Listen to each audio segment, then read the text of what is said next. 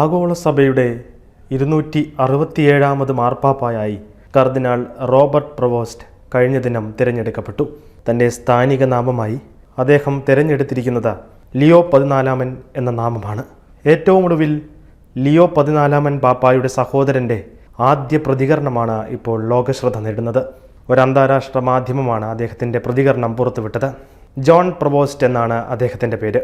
കോൺക്ലേവിലേക്ക് പ്രവേശിക്കുന്നതിന് മുൻപ് ഞാൻ അദ്ദേഹത്തോട് മാർപ്പാപ്പായാകുമോ എന്ന് ചോദിച്ചപ്പോൾ അതൊരിക്കലും സംഭവിക്കാൻ പോകുന്നില്ല എന്നായിരുന്നു അദ്ദേഹത്തിൻ്റെ മറുപടി. പക്ഷേ ഒടുവിൽ അത് സംഭവിച്ചു, ജോൺ പറഞ്ഞു.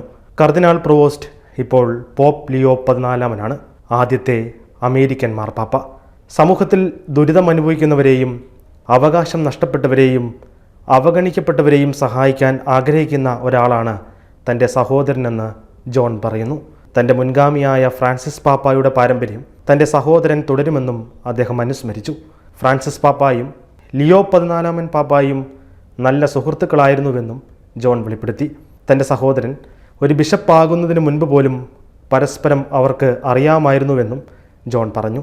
എല്ലാ ദിവസവും ഞാൻ എൻ്റെ സഹോദരനുമായി സംസാരിക്കാറുണ്ടായിരുന്നുവെന്നും എന്നാൽ കോൺക്ലേവ് ആരംഭിച്ചതിന് ശേഷം സംസാരിച്ചിട്ടില്ല എന്നും അദ്ദേഹം വെളിപ്പെടുത്തി. പൊതുവെ ലാളിത്യത്തിൽ ജീവിക്കാൻ ആഗ്രഹിക്കുന്ന ഒരാളാണ് ലിയോ 14 പാപ്പ എന്നും സഹോദരൻ ജോൺ അനുസ്മരിച്ചു.